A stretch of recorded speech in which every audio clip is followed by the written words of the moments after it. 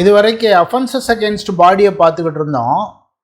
அதில் கொலை அப்படிங்கிறத பார்த்தோம். இது கொலை இல்லாமல் ஒரு மரணம் விளைவிக்கும் குற்றத்தை இவர் செய்தார் அப்படிங்கிறத பார்த்தோம்.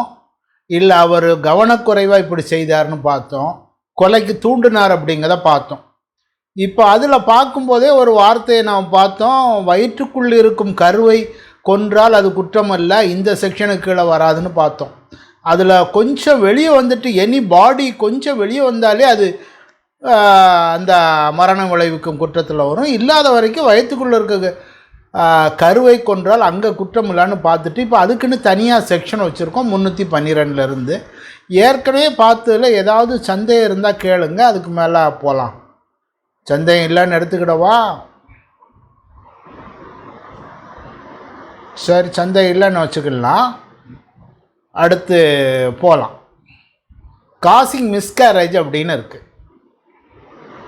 ஒரு பெண்ணுக்கு அவள் வயிற்றில் உள்ள கருவை கலைக்கிறதுக்கு ஒரு குற்றம் அப்படிங்கிறத 312. Voluntarily causes a woman with a child to miscarriage. வயிற்றில் கருவோடு இருக்கும் பெண்ணுக்கு கருக்கலைப்பு அல்லது அந்த பெண்ணே கருக்கலைப்பு செய்தா அப்படின்னா இந்த செக்ஷனுக்குள்ள குற்றம்னு வருது.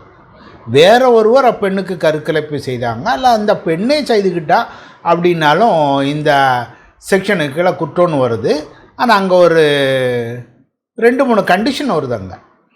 If miscarriage is not caused in good faith for the purpose of saving the life of the woman. அந்த பெண்ணினுடைய உயிரை காப்பாற்றுவதற்காக கருவில் இருக்கும் குழந்தையை கொன்றால் தப்பு இல்லை அப்படிங்கிறது. அப்போ பெண்ணை காப்பாற்றுவதற்காக நீங்கள் அந்த பெரிய உயிரை காப்பாற்ற சின்ன உயிரை பலி கொடுக்கறதுக்கு சட்ட அனுமதிக்க அங்கே என்ன இருக்கணும்? குட் ஃபெய்த் அப்படின்னு இருக்கு. இது ஃபஸ்ட்டு. ரெண்டாவது, இப்படி இருந்தாங்கன்னா நல்ல நம்பிக்கையில் பெண்ணை காப்பாற்ற வேண்டும் என்று இல்லாமல் ஒரு கருக்கலைப்பு செய்யப்பட்டதானால் 3 வருஷ தண்டனை. நல்ல நம்பிக்கையில் செய்தால் விட்டுருதான், தப்பு இல்லை. பெண்ணை ஒரு உயிரை காப்பாற்றணுங்கிறதுக்காக பெரிய உயிரை காப்பாற்ற சின்ன உயிரை இல்லைன்னாக்குனா தப்பு இல்லைங்க மாதிரி வருது. இதையே குயிக் வித் சைல்டு அப்படின்னு சொன்னால் 7 வருஷம் அப்படின்னு. குயிக் வித் சைல்டு அப்படின்னு சொல்லுவோம். குயிக் வித் சைல்டுன்னா அந்த வயிற்றில் இருக்கும் குழந்தை துடிப்பு தெரியுது, அது துடிக்க ஆரம்பிக்கும். அது 12வது வாரத்திலிருந்து, அதாவது 4ஆம் மாதத்துலேருந்து வயிற்றில் துடிப்பு தெரியும். அந்த காலத்தை என்ன சொல்லுதோ குயிக் வித் சைல்டு, அது அவ்வளவு டெவலப் ஆகிருக்கு. அதாவது சாதாரணமாக ஒரு 4 மாதத்துக்கு முன்னாலேயே உள்ள குழந்தையே நீங்கள் கருக்கலைப்பு செய்தீங்கன்னா 3 வருஷ தண்டனை. அது உயிர் கையை காலை துடிக்க ஆரம்பித்த பிறகு செய்தால் குயிக் சைல்டு அப்படின்னு அதில் வார்த்தைகள் சட்டத்தில் வச்சுருக்காங்க. If a woman be quick with child அப்படின்னு, அதாவது குயிக் வித் சைல்டுன்னா அது கொஞ்சம் வளர்ச்சி அடைந்த குழந்தை அப்படின்னு சொல்லுவோம். இதில் என்ன கண்டிஷன் அப்படின்னா வாலண்டரிலே அப்படின்னு இருக்குது. இந்த வாலண்டரி எல்லா இடத்துலையும் வரும், நிறைய இடத்துல பார்த்துருக்கோம். Voluntarily causing hurt, voluntarily causing culpable homicide அப்படி நிறைய இடங்களில் வரும். வாலண்டரின்னா என்னங்கிறது செக்ஷன் 39 சொல்லியிருக்காங்க. அதாவது வாலண்டரின்னு எதை சொல்லுதோன்னா அவர் செயல் காரணமாக அவர் எதை செய்ய வேண்டும் என்று நினைக்கிறாரோ, அதன் விளைவு என்னவாக இருக்க வேண்டும் நினைக்கிறாரோ அந்த விளைவும், அல்லது இந்த விளைவும் கூட நடக்கும் என்று நினைத்தாரோ அந்த விளைவும், அது வாலண்டர்லி அவர் செய்தார்னு அர்த்தம். ரோட்டில் தண்ணி அடிச்சுட்டு போகிறாரு, அவருக்கு தெரியும் ரோட்டில் தண்ணி அடித்து கார் ஓட்டிகிட்டு போனால் அவங்க வழியில் 2 பேர் நின்னாங்கன்னா மேலே இடித்து இறந்து போவாங்கன்னு வாலண்டர்லி செய்தார்னு சொல்லலாம். இந்த செக்ஷன் 39 ஒரு இல்லஸ்ட்ரேஷன் சொல்லுதாங்க. ஒருத்தர் ஒரு வீட்டுக்கு தீயை வைக்காரு, வீட்டுக்குள்ளே இருந்திருந்து இறந்துட்டார். தீயை வைக்கும்போதே தெரியும் வீடு தீப்பற்றி எரியும். வீடு தீப்பற்றி எரியும் போது இந்த வீட்டில் உள்ளவர்கள் இறப்பதற்கு வாய்ப்புகள் உண்டு என்று அறிந்திருக்கிறார். அப்படின்னா அவர் வாலண்டர்லி அப்படிங்க அந்த செயலை செய்தார். வாலண்டர்னா என்னன்னா என்ன செய்ய வேண்டும், என்ன விளைவு வேண்டும் என்று எதிர்பார்த்து செய்கின்றாரோ அது, அது இல்லாமல் அவர் அந்த செயலை செய்யும்போது இதன் விளைவு இன்னவாக இருக்கும் என்று அறிந்திருக்கிறார். அவ்வளவு.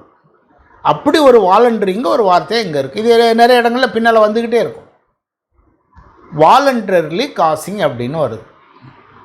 Voluntarily causes a woman with child to miscarry. அப்போ அங்கே ஒரு இன்டென்ஷன் வேணும். அந்த பெண்ணை மிஸ்கேரேஜ் வைக்கணும் அப்படின்னு இருக்கணும். அது நல்ல நம்பிக்கையில் அந்த குழந்தைய அந்த பெண்ணை காப்பாற்றணுன்னா அந்த குழந்தைய கொன்னா தப்பு இல்லை அப்படிங்கிறத இந்த செக்ஷனில் நம்ம சொல்லியிருக்கோம். இனி causing miscarriage without women's concern 312 சொன்னேன் அதே விஷயம். ஆனால் இங்கே பெண்ணினுடைய விருப்பம் இல்லாமல் செய்யப்படுகிறது. அதே குற்றம், மேலே சொன்ன அதே குற்றம்தான். அப்படி விருப்பம் இல்லாமல் செய்தியா 10 வருஷம். அந்த பெண்ணினுடைய விருப்பம் இல்லாமல் கருக்கலைப்பு செய்தால் 10 வருஷம் தண்டனை.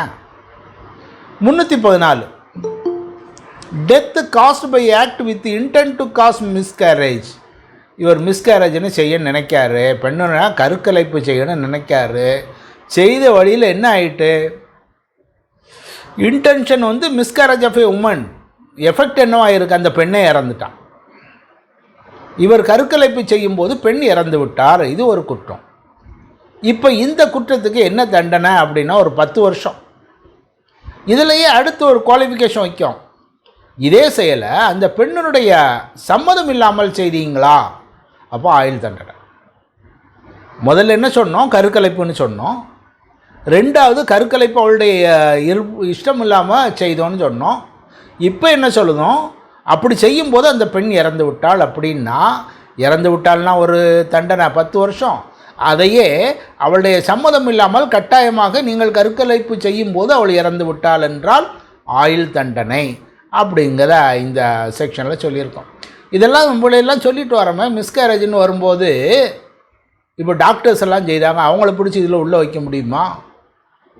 அவங்க செய்யும்போது சில சமயம் பெண் இறக்கலாம். அவங்களுக்கு இந்த செக்ஷனுக்கு பதிலாக அங்கே இந்த medical termination of pregnancy act 1971ன்னு வேறு ஒரு சட்டம் இருக்குது. அந்த சட்டத்தில் செக்ஷன் 3ல் ஓவர் ரைடிங் எஃபர் இருக்குது. வேறு எந்த சட்டம் எதில் என்ன சொல்லியிருந்தாலும் சரி இந்த சட்டத்தில் சொல்லியிருக்க தான் பொருந்தும். அப்போ டாக்டர்ஸ் செய்தாங்கன்னா அவங்களுக்கு எதை பார்க்கணும், மெடிக்கல் டெர்மினேஷன் ஆஃப் ப்ரெக்னன்சி ஆக்டில் 1971ல் என்ன சொல்லியிருக்கோ அதுதான் பொருந்தும். இதில் இருக்க செக்ஷன்லேருந்து அவங்களுக்கு ஒன்றும் போகும். இனி 315 act done with intent to prevent child being born alive or cause it to die after death. இப்போ என்ன செய்தோம், அந்த குழந்தை பிறக்கக்கூடாது அப்படின்னு நினைக்கும். Prevent child being born alive, உயிரோடு பிறக்கக்கூடாது, அல்லது பிறந்த உடனே அது இறந்துடணும். Or cause it to die after birth,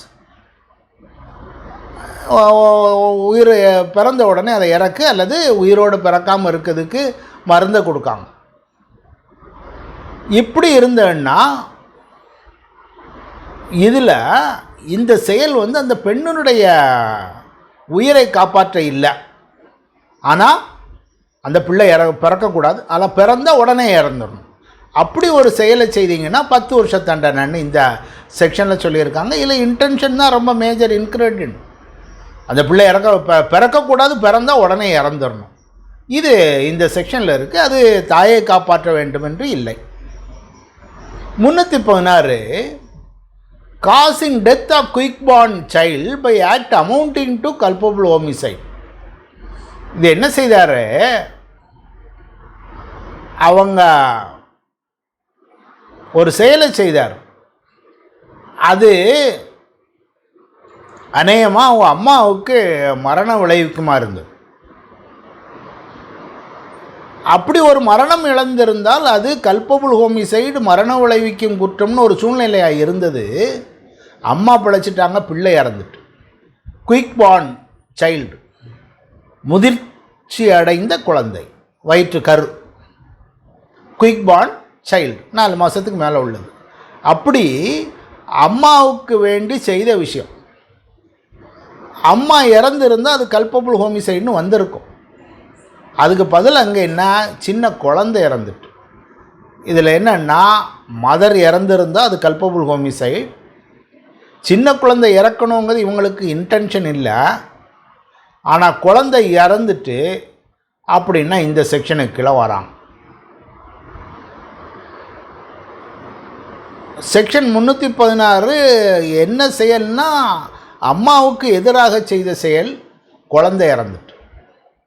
317 exposure and abandonment of child under 12 years by parent or person having care of it. ஒரு குழந்தையை கவனிக்க வேண்டியவர்கள் 12 வயசுக்கு கீழே உள்ள குழந்தைய என்ன செய்துட்டாங்க, leaves a child in any place with the intention of only abandoning such child or exposes or leaves. அந்த காலத்தில் சொல்லுவாங்க, திருவிழா கூட்டத்தில் கொண்டு போய் தொலைச்சிட்டு வந்துடுவேன்னு. அப்படி கூட்டத்தில் கொண்டு போய் தொலைச்சிட்டு வர கேஸு. அபாண்டனிங் த சைல்டு, விட்டு விடுதல், அல்லது எக்ஸ்போசர். எங்கேயாவது ஒரு இடத்துல, உதாரணம் பாலைவனத்தில் கொண்டு விட்டுட்டு வந்துட்டாங்கன்னா பாலைவனத்தில் பிள்ளை இறந்து போகும். அப்படி ஒரு சூழ்நிலை, விட்டு விடுதல். இப்படி ஒன்று 12 வயசுக்கு கீழே உள்ளதை விட்டிங்கன்னா 317 கீழே 7 வருஷம் தண்டனை அப்படின்னு. இது 317 கீழே 7 வருஷம் தண்டனை. அதே பிள்ளை இறந்துட்டுன்னா நம்ம இறந்ததுக்கு எங்கே கொண்டு போகணும், 299 300 கொண்டு வந்து அதில் உள்ள இதையும் சேர்த்து கொடுக்கணும். 318 concealment of birth by secret disposal of death body. பிறந்த குழந்தைய disposing the dead body of child whether child is die before or after or during the birth. பிறக்கும் முன்னோ அல்லது பிறக்கும் போதோ அல்லது பிறந்த பின்னரோ குழந்தை இறந்து விட்டால் அந்த குழந்தையை கொண்டு போய் ஒழிச்சு வச்சு எங்கேயாவது கொண்டு போய் மறைச்சி வச்சு நீங்கள் அந்த பிறப்பை மறைக்க வேண்டும் என்பதற்காக என்ன செயல் செய்தாலும் இதில் குற்றமாக இருக்குது. முறை தவறிய உறவில் பிறந்த குழந்தையாக இருக்கும். அதை மெதுவாக கவனித்து எங்கேயோ இருந்து அந்த பிள்ளையை கொன்று எங்கேயோ கொண்டு குழி தோண்டி மூடிடுவாங்க. அவங்களுக்கு உள்ள செக்ஷன். குழந்தைய பிறக்கும் முன்னால், பிறந்த பிறகு, பிறக்கும்போது இறந்த குழந்தையை நீங்கள் மறைச்சி வச்சு அதை ஒழிச்சிட்டிங்க அப்படின்னா அதுக்கு ஒரு தண்டனை அப்படிங்கிறத இது சொல்லியிருக்காங்க. இதில் சந்தேகம் இருந்தால் கேளுங்க. நம்ம அடுத்து ஹர்ட்டுக்கு போகலாம். ஹர்ட் அப்படிங்கிறத பார்க்க போகிறோம். காயம் அப்படின்னு. இது காயம், கொடுங்காயம் 2 விஷயம் வரும். இது இந்த ஒட்டி பிறந்த பிள்ளைகள் மாதிரி ஒவ்வொரு செக்ஷனும் மேலே ஒன்று ஹர்ட்டுன்னு சொன்னால் கீழே ஒன்று கிரீவியஸ் ஹர்ட்டு. காயம்னு சொன்னால் அதுக்கு அடுத்த செக்ஷன் கொடுங்காயத்தை பற்றி இருக்கும். அப்படி 2ம் ஒரே விஷயங்களை சொல்லக்கூடியதாக இருக்கும். அதை என்னென்ன புரிஞ்சு படிக்கணும். அதில் ஒரு சின்ன வித்தியாசங்கள் வரும். ஹர்ட்டை பற்றி டிஃபைன் பண்ணு section 319. A person said to cause hurt when he causes 1 or more of the following. 3 விஷயத்தை சொல்லுவாங்க. 3ல் 1 அதற்கு மேற்பட்டவையோ நீங்கள் ஒருவருக்கு ஏற்பட காரணமாக இருந்தீர்களானால் இந்த குற்றத்தை செய்தவர்கள். Body pain, disease, infirmity to any other person. உடல் வலியை ஏற்படுத்தினீர்கள் அல்லது நோயை ஏற்படுத்தினீர்கள் அல்லது அவரை பலவீனப்படுத்தினீர்கள் அப்படின்னா இந்த செக்ஷனில் வரும். நம்ம சாதாரணமாக கிராமங்களில் சொல்லுது, அடித்து பல்ல கழட்டிடுவேன்னு. நீங்கள் அடிச்சிங்கன்னா, ஒரு ஆளை கன்னத்தில் அடிங்கன்னு வைங்க, கன்னத்தில் அடித்தா வலிக்கும். அவருக்கு வலிச்சா என்ன ஆகுது, பாடி பெயின். அவர் ஹர்ட்டு. கன்னத்தில் அடித்ததோடு நிறுத்திட்டீங்க, இல்லை கன்னத்தில் அடித்தது கொஞ்சம் ஓங்கி அடிச்சிங்க, அடித்த அடியில் அவன் பல்லு ஒன்று கீழே விழுந்துட்டு, அந்த பல்லு கீழே விழுந்தால் அது கிரீவியஸ் கட்டில் உள்ள ஒரு ஃபார்முலாவுக்குள்ளே வருது. அதுதான் கிரீவியஸ் கட்டு. இதுதான் அதுக்கு இதுக்குள்ள வித்தியாசம். அடித்தா பாடி பெயின் ஹர்ட்டு, அடித்த அடியில் ஒரு பல்லு கீழே விழுந்துட்டு அது கிரீவியஸ் கட். இதைத்தான் இப்போது 2ம் இதை சொன்ன இடத்துக்கு அடுத்த செக்ஷன் கிரீவியஸ் கட்டை பற்றி சொல்லுவாங்க. பாடி பெயின், டிசீஸ், இன்ஃபர்மிட்டி. அடித்த அடியில் கன்னத்தில் அடித்தாங்க வலிக்கு, அல்ல அடித்த அடியில் அவருக்கு ஒரு நோய் வந்துட்டு, அல்லது அவர் ரொம்பவும் பலகீனப்பட்டு போனார். கொஞ்சம் வயசானால ஒரு அடி அடிக்கவும் ரொம்ப பலகீனமாயிட்டார் அவர். இப்படி இருந்ததுன்னா அது சிம்பிள் ஹர்ட்டு இன்ஜுரி அப்படின்னு சொல்லுவோம். ஒரு காயம் அப்படின்னு சொல்லலாம். இது ஹர்ட். அடுத்தது கிரீவியஸ் ஹர்ட்டு, கொடுங்காயம் அப்படின்னு. கொடுங்காயத்துக்கு ஒரு டெஃபனிஷன் கொடுத்துருக்காங்க, ஒரு லிஸ்ட்டு. இத்தனை லிஸ்ட்டுக்குள்ளே வந்ததுன்னா அது கொடுங்காயம். இப்போது ரொம்ப பயங்கரமான காயம், ஆழமான காயம் அப்படின்னு டாக்டர் சொல்லுது வேறு, அதை நம்ம எடுக்க போகிறதில்ல. அவரோட கிளாஸிஃபிகேஷன் வேறையாக இருக்கும். ஆனால் நீதிமன்றங்களில் இந்த 8க்குள்ளே 1 வருதா அப்படின்னு பார்க்கணும். 8க்குள்ளே வராங்களா அப்படிங்கிறத பார்க்கணும். அந்த 8க்குள்ளே வராங்கன்னா என்னங்கிறத பார்க்கலாம். ஒன்று எமாஸ்குலேஷன் அப்படிங்கிறது ஒருவனுடைய ஆண்மைத்தன்மையை இல்லாமாக்கிறது. அந்த ஆண்மைத்தன்மை ஆக்கிறதுக்கு என்ன ப்ரொசீஜரோ அதை செய்யலாம். பல வழிகள் இருக்கலாம். ஏதோ ஒன்று நெட் எஃபெக்ட்டு, அது அவனுடைய ஆண்மைத்தன்மையை இழந்து விட்டார் அப்படின்னா அது கொடுங்காயம். அடித்த அடியில் காயம் வெளியே தெரிஞ்சிருக்காது, ஆண்மைத்தன்மை மட்டும்தான் போச்சு அப்படின்னா அங்கே கொடுங்காயம்தான். இது நம்பர் 1. ரெண்டாவது, permanent privation of the sight of the either eye. ஏதாவது ஒரு கண்ணில் பார்வை குறைவு ஏற்படுது, பார்வை இல்லாமல் போகலாம், பெர்மனண்ட்டாக இருக்கணும், பார்வை குறைவு ஏற்படுது அப்படின்னு. அதாவது பிரைவேஷன் அப்படின்னா அதனுடைய தரம் இழந்து விட்டது அப்படின்னு அர்த்தம். ஏற்கனவே இருந்த கண் பார்வையோட நீ கொஞ்சம் குறையா இருக்குது அப்படின்னு.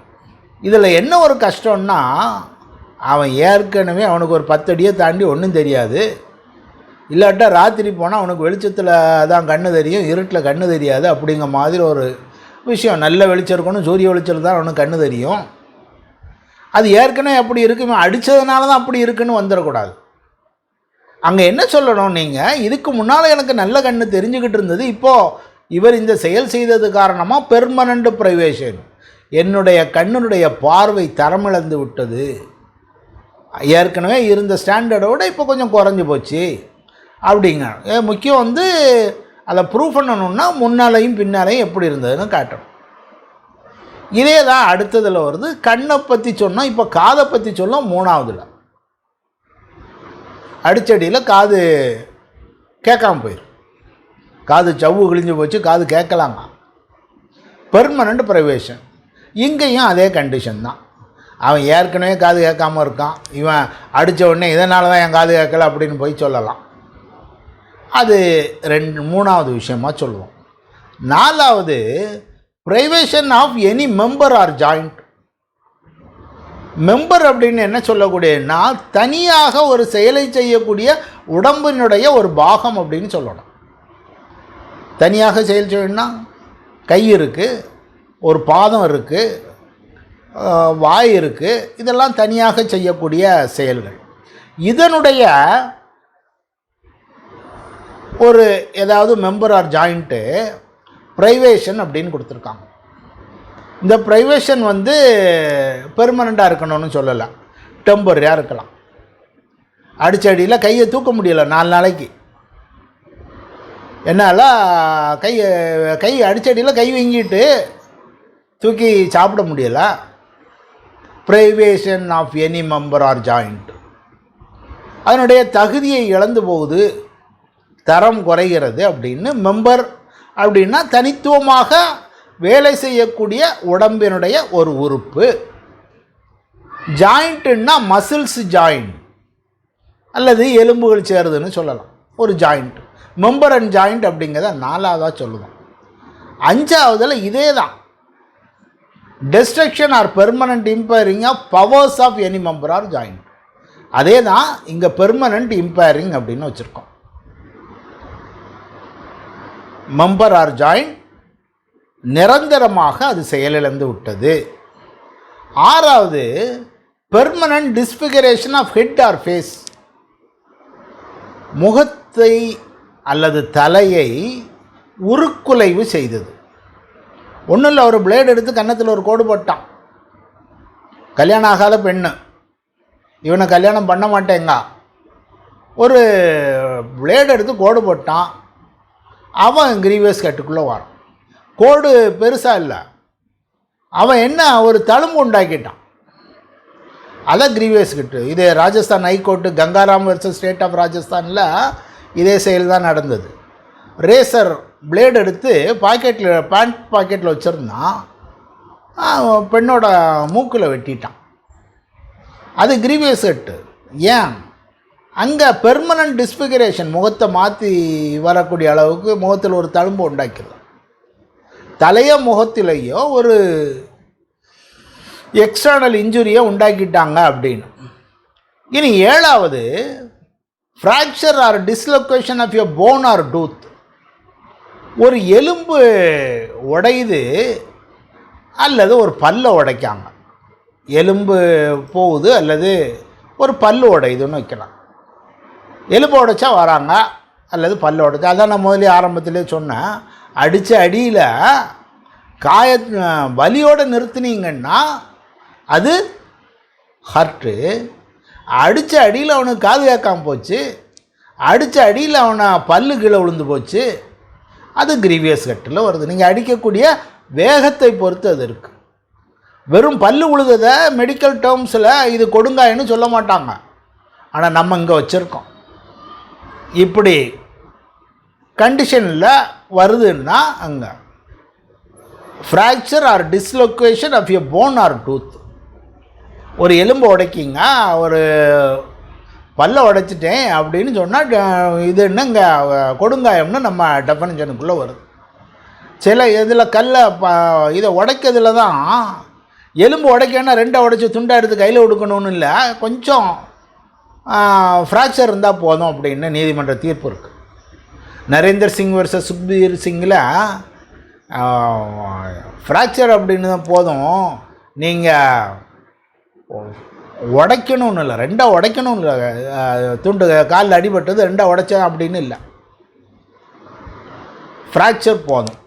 அதே நேரத்தில் ஸ்க்ராட்ச் இருக்குது, அதனால் நீங்கள் வந்தீங்கன்னா எடுத்துக்கிட மாட்டோம் அப்படின்னு மெட்ராஸ் ஹைகோர்ட்டு மொக்கசாமி அப்படிங்கிற ஒரு கேஸில் சொல்லுவாங்க.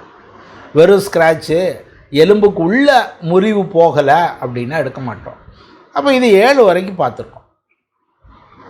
இந்த 7லையும் வராமல் சில விஷயங்களை 8வதுல கொண்டு வைக்கும்.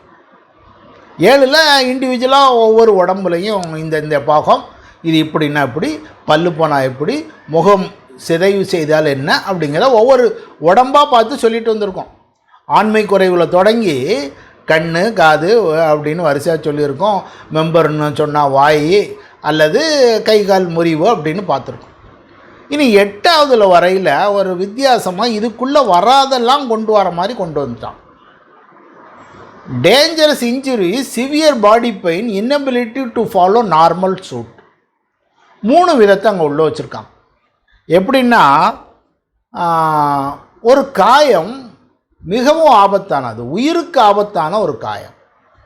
2வது, 20 நாளைக்கு அவர் உடம்புக்கு கடுமையான வலி, அவர் நார்மலாக செய்ய வேண்டிய வேலையை செய்யலை,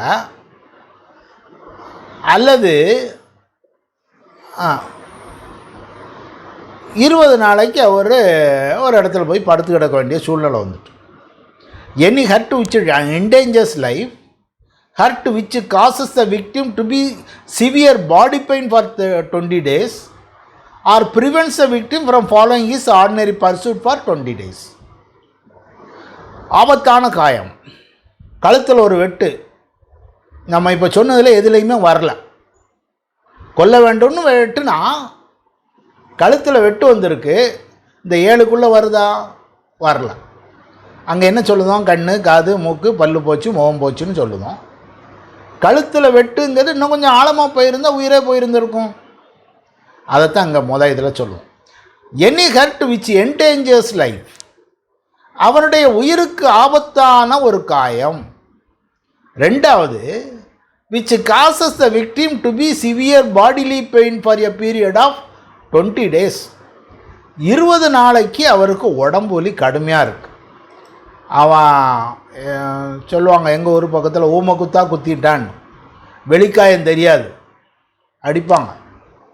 ஒரு மலையாள சினிமாவில் ஒரு போலீஸை என்ன செய்வாங்கன்னா, ஒரு தேங்காயை ஒரு துணியில் கட்டிட்டு அவனை போலீஸ்காரரு அந்த சினிமாவில் அடிப்பார்.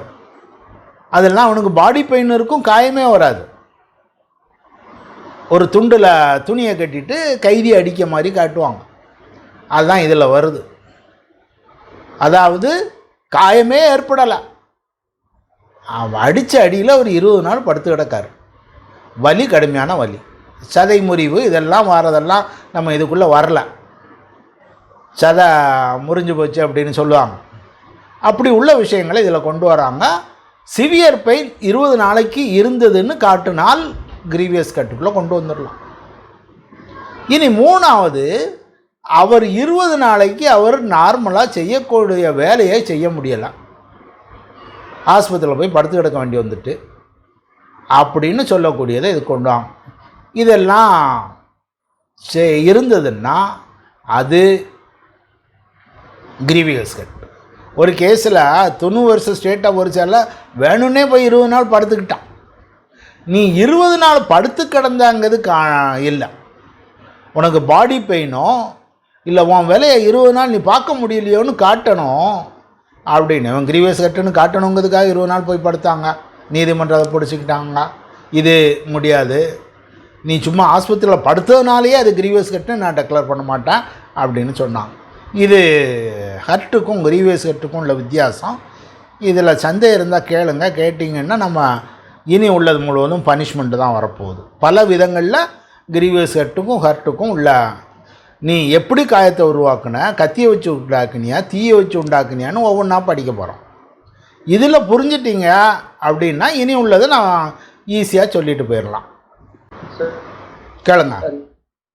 4, 5 கொஞ்சம் 100 டைம் சொல்லுங்க. ஆல்மோஸ்ட் சேம் தான் ரெண்டும். Privation of any member or joint, இதில் destruction of permanent impairing of the powers. ஒரு மெம்பர் ஆஃப் ஜாயிண்டோட தரம் செயல்தன்மை குறைவாகிறது. இது டெம்பரரியாக இருக்கலாம் அல்லது பெர்மனண்ட்டாக இருக்கலாம். ஈவன் டெம்பரரி, இங்கே டெம்பரரின்னு சொல்லலை, பெர்மனண்ட்டுன்னு சொல்லலை. 5வது பெர்மனண்ட்டு, அதை அழிச்சிருந்தாங்க அப்படிங்கிறத கொண்டு வராங்க. ரெண்டும் ஒன்று தான், அதனுடைய கேட்டகரி தான் மாறுது. சார் இது கிளியர் ஆகிட்டுனா நீ போயிடலாம் வரிசையாக, வேறு ஒன்றுமே இல்லை. உங்களுக்கு ஹர்ட்டுக்கும் கிரீவியஸ் ஹர்ட்டுக்கும் வித்தியாசம் தெரியணும். அந்த ஹர்ட்டுங்கிறது மெடிக்கல் டேர்ம்ஸில் வச்சு இல்லை, நம்ம சட்டத்தில் என்ன சொல்லியிருக்கோ அதைத்தான் நீதிமன்றங்கள் எடுக்க போகிறாங்கங்கிறத பார்க்கணும். இனி வாலண்டர்லி காசிங் ஹர்ட்டுக்கு 321 தண்டனை என்னன்னு சொல்லுதாங்க. ஒரு ஆளுக்கு காயம் ஏற்படுத்தினார், காயம் ஏற்படுத்தும் போது காயம் ஏற்படுத்த வேண்டும் என்று நோக்கத்தோடு செய்தார், அல்லது நான் இதை செய்தால் அவருக்கு காயம் ஏற்படும் என்று அறிந்து கொண்டு செய்தார் அப்படின்னா such a person is said to cause voluntarily to cause hurt அப்படின்னு டிஃபைன் பண்ணாங்க. அப்போது நம்ம பார்த்தது என்ன டிஃபைன் பண்ணியிருக்கோம், ஹர்ட்டுன்னா என்ன, காயம்னா என்ன, கொடுங்காயம்னா என்ன அப்படின்னு சொல்லுவோம். இப்போ 321க்கு வரும்போது வாலண்டரிலி காசிங் ஹர்ட் அப்படின்னா என்ன அப்படிங்கிறத பார்க்கும். வாலண்டரிலி காசிங் ஹர்ட் அப்படின்னா, இந்த வாலண்டரிங்கிறது இப்போ கொஞ்ச நேரத்துக்கு முன்னால் கூட சொன்னேன், செக்ஷன் 39 டிஃபைன் பண்ணியிருக்கு, நிறைய இடங்களில் வரும். வாலண்டரிலி காசிங் ஹர்ட்னா when he causes it by means whereby he intended to cause, அதனுடைய விளைவு என்ன ஏற்படுத்த வேண்டும் என்று நினைக்கிறாரோ அது வாலண்டரி, அல்லது by means at the time of employing those means he knew or had reason to believe it's likely to cause. நான் இந்த செயல் செய்தால் இதன் காரணமாக இது ஒரு விளைவு இருக்கும் அப்படின்னு அவருக்கு தெரியும்னா அது இதுதான் வாலண்டரிலி காசிங் ஹர்ட் வரிசையாக நிறைய இடங்களில் வரும். இப்போ வாலண்டரிலி காசிங் ஹர்ட்னா என்ன அப்படிங்கிறத இந்த செக்ஷனில் சொல்லும்போது என்ன சொல்லுதாங்கன்னா, என்ன இருக்கணும், அவருக்கு காயம் ஏற்படுத்த வேண்டும் என்ற நோக்கம் வேண்டும், அல்லது காயம் ஏற்படுத்த வேண்டும் என்ற நோக்கம் வேணும், அல்லது என்ன செய்யணும், நான் இதை செய்தால் ஒரு காயம் ஏற்படும் என்று அறிந்திருக்கிறார். கன்னத்தில் அடிக்கும்போது அவனுக்கு வலிக்கும்னு தெரிஞ்சுதான் அடிக்கும், அதான் வாலண்டரிலி காசிங் ஹர்ட்டு. அல்லது இதை செய்தால் அவனுக்கு வலிக்கும் அப்படின்னு தெரிஞ்சு ஒரு கம்பை தூக்கி தட்டுதோம், அது வாலண்டரி காசிங் அட். ஒரு நாலேஜ் இருக்கணும் அல்லது இன்டென்ஷன் இருக்கணும், அப்படி இருந்ததுன்னா வாலண்டரி காசிங் அட் அப்படின்னு எடுத்துக்கணும்னு சொல்லுவாங்க. 322 அதே தான். இங்கே என்ன, அது ஒன்று மாறுது.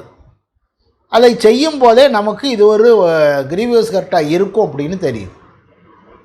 கம்பெடுத்து காலை உடைக்கும், காலை உடைச்சா காலில் கம்பை வச்சு அடித்தா அவன் கால் எலும்பு உடையும், எலும்பு உடைஞ்சா அது கிரீவியஸ் கரெக்டு தெரிஞ்சுக்கிட்டே செய்தோம். இல்லை கன்னத்தில் அடிக்கும், கன்னத்தில் அடிக்கும்போது பல்லு உடையுன்னு தெரிஞ்சு அடிக்கான்னா அவன் கிரீவியஸ் கரெக்ட். இதுதான் கிரீவியஸ் கரெக்டு அப்படிங்கிறத இங்கே சொல்லுதான். அங்கே கரெக்டுன்னு சொன்னால் இங்கே கிரீவியஸ் கரெக்டு. இதில் ஒரு விளக்கம் இன்னொன்று கூட கொடுக்காங்க. ஒன்று செய்யணும்னு நினச்சி வேற ஒரு கிரீவியஸ் கட் வந்து அதுவும் கிரீவியஸ் கட்டு தான் அப்படிங்க. இவர் நினச்சது ஒன்று, நடந்தது வேற. முகத்தில் ஒரு காயம் ஏற்படுத்தணும்னு பிளேடை வச்சு அடிக்கார். முகத்தில் விழலை, பிளேடு முகத்தில் தப்பிச்சிட்டான். கையில் ஒரு கோடு விழுந்தது, கையில் போடு விழுந்ததுனால கெட்டு போட்டு கையை கட்டிட்டு அவர் 20 நாள் இருக்காருன்னு வைக்கலாம். முகத்தை உரிச்சிதைவு செய்ய வேண்டும் என்று எண்ணினார், அதான் இன்டென்ஷன். நடந்தது 20 நாள் ஆஸ்பத்திரியில் கிடக்கார், body pain, severe body pain. அப்போ ஒரு கிரீவியஸ் கட்டுக்கு பதிலாக இன்னொரு கிரீவியஸ் கட்டு வந்துட்டு, ஒரு கொடுங்காயத்துக்கு பதிலாக இன்னும் ஒன்று வருது. இதுவும் இதோட சேர்ந்தது தான். அதையும் நான் வாலண்டர்லி காசிங் அப்படின்னு தான் எடுத்துக்கிடுவோம் அப்படின்னு சொல்லுவாங்க. இதுதான் வாலண்டர்லி காசிங் கட்டு, வாலண்டரி காசிங் கிரீவியஸ்ட். இனி பனிஷ்மெண்ட்டு. வாலண்டர்லி காசிங் கட்டுக்கு பனிஷ்மெண்ட்டு ரொம்ப சிம்பிள், ஒரு வருஷம் அப்படின்னு இருக்கு. இதில் என்னென்னா இங்கேயும் ஒரு எக்ஸப்ஷன் வச்சுருக்காங்க. நம்ம செக்ஷன் 300 பார்க்கையில் ப்ரொவகேஷனுக்கு ஒரு எக்ஸப்ஷன் கொடுத்த மாதிரி வாலண்டரி காசிங் கட்டு, வாலண்டரி காசிங் கிரீவியஸ் கட்டுக்கு ஒரு எக்ஸப்ஷன் வந்துக்கிட்டே இருக்கும். இது 1 வருஷம் எக்ஸப்ஷன் 334 சொல்லியிருந்தால் நீ இந்த செக்ஷனுக்குள்ளே வரமாட்ட. அடுத்தது voluntary causing cut by dangerous weapons or means. நீ காயம் ஏற்படுத்தினது எப்படி ஏற்படுத்தின அதை பொறுத்து உனக்கு தண்டனை அடுத்த லெவலுக்கு வரும். எப்படி, by means of any instrument for shooting, stabbing or cutting. துப்பாக்கியால் சுடுத, இல்லை அம்பு கொண்டு எய்த, அல்லது கத்தியால் குத்துவீங்க, அல்லது கத்தியால் வெட்டுவீங்க அப்படின்னா அந்த மாதிரி விஷயங்களை வச்சுருந்தீங்கன்னா அப்படிங்கிறதா இதில் ஒன்று வருது. அப்படி ஆயுதங்கள் வகையில் நம்ம வரப்போனோம். இப்போது voluntary causing cut, shooting, stabbing or cutting. அம்பு, துப்பாக்கி, கத்தி, அருவாள் இது. இனி instrument which is usually a weapon of offense or is likely to cause death. தாக்குவதற்கான ஒரு ஆயுதம், சிலம்பு கம்பு சொல்லலாம், வேல் கம்பு சொல்லலாம், அப்படியெல்லாம் தாக்குவதற்கான ஒரு ஆயுதம். அல்லது by means of fire or any heated substance. Tea கடையில் இருக்காங்க, டீ கடையில் இருக்கல சண்டை வந்துட்டு டீ மாஸ்டர் என்ன செய்வார், கொதிக்க தண்ணியை மேலே ஊற்றுவார். அப்படி ஒரு heated throwing boiling water, heated substance அதாவது வச்சு அல்லது தீயை வச்சு ஒருவனுக்கு காயம் ஏற்படுத்தணும் அப்படின்னா அது காயத்தில் வருது. அடுத்தது பாய்சன் ஆர் கரோசிவ் சப்ஸ்டன்ஸ், விஷம் அல்லது அரிக்கக்கூடிய அமிலம் போன்ற தன்மைகள் உள்ள பொருட்கள் வழியாக, அல்லது வெடிமருந்துகள் வழியாக, அல்லது any substance which is deleterious to the human body to inhale. மூச்சு விடுவதற்கோ முழுங்குவதற்கோ அல்லது இரத்தத்தில் ஏற்றுக்கொள்வதற்கோ தகுதி இல்லாத பொருட்கள் வழியாக ஒரு காயத்தை ஏற்படுத்தணும். அல்லது by means of any animal. வீட்டு வாசல் ஒருத்தர் நிற்கா, நம்ம நாயை போய் கடிச்சிட்டு வான்னு சொல்லுவோம், நாய் போய் கடிச்சிட்டு வந்துட்டு அது இதுக்குள்ளே வரும். இப்படி ஒரு 7 விதமான விஷயங்கள் வழியாக வந்தால் 324 இந்த 7 விஷயங்கள் வழியாக ஒரு காயம் ஏற்படுத்தினால் 324 கீழ் தண்டனை. எங்கேயும் ப்ரொவோகேஷன் வந்தால் இது இந்த செக்ஷனுக்குள்ளே வராது, அங்கே போங்க அப்படின்னு ஒரு எக்ஸெப்ஷன் கொடுத்துருந்தாங்க. 325 அதே விஷயங்கள் அதே 7 ஷூட்டிங், கத்தி, கம்பு, வேலு இப்படி உள்ள விஷயங்கள்லாம் இப்போ சொன்னால் ஷூட்டிங், ஸ்டாபிங், கட்டிங் அல்லது தாக்குதலுக்கான ஆயுதம் அல்லது சூடான பொருட்கள், இதெல்லாம் இப்போ சொன்ன 7 விஷயங்களை வழியாக காயம் ஏற்படுத்தும் போது ஏற்பட்ட காயம் கொடுங்காயம் என்றால் இந்த 326 கீழ் அவருக்கு தண்டனை அப்படின்னு. அடுத்தது voluntarily causing grievous hurt by use of acid extra 326. அமிலம் வழியாக ஒரு ஆளுக்கு காயம் ஏற்படுத்தினான். டெல்லியில் அமிலம் வழியாக ஒரு பெண்ணை முகத்தெல்லாம் சிதைச்சாங்கன்னு ஒரு கேஸ் வரையில் உடனே அதுக்கு முன்னால் 2013 இந்த சட்டம் உள்ளே வருது. 326A-யும் 326B-யும் நீங்கள் இந்தியன் பீனல் கோடில் இல்லை சிஆர்பிசியில் வரும்போது ஒரு குரூப் ஆஃப் செக்ஷன் பெண்களுக்கு எதிரான செக்ஷன் வரையில் இந்த 326ம் 376க்கு ரேப்பு அதுபோல் உள்ளது வரும்போதே இந்த 326A-யும் அது கூட சேர்ந்துடும். இது ஒரு வகையில் வித்தியாசமானது. எப்படின்னு சொன்னால் இந்த செக்ஷனில் என்ன சொல்லுவாங்கன்னா எப்போவுமே ஃபைன் கவர்மெண்ட்டுக்கு தான் போகும். இந்த செக்ஷனில் மட்டும் அதனால் பாதிக்கப்பட்டவர்களுக்கு ஃபைனில் இருந்து வாங்கி அவன் வைத்தியம் பண்ணட்டும் கொடுத்துரு அப்படிங்க. இந்த செக்ஷனில் என்னன்னு பார்க்கலாம். Voluntarily causing grievous by use of acid 326. ஒரு ஆள் என்ன செய்தார், permanent or partial damage or deformity or burns or maims or disfigures disables any part of the body of person or causes grievous cut. ஒரு 7 விஷயத்தை சொல்லுதாங்க.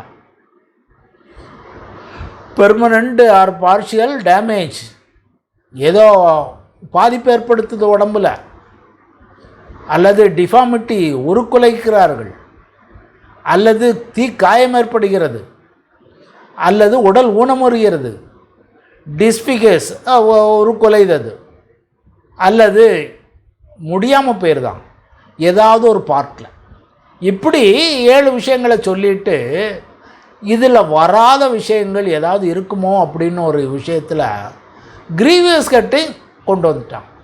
அப்போ grievous கட்டு plus இந்த மாதிரி விஷயம், partial damage, permanent damage, deformity, Burns, உடல் ஊனமுறுது அல்லது முகத்தை சிதைக்குது அல்லது முடியாமல் போகிறது எல்லாமே இது ஒரு ஆளுக்கு ஏற்படுத்துகிறார்.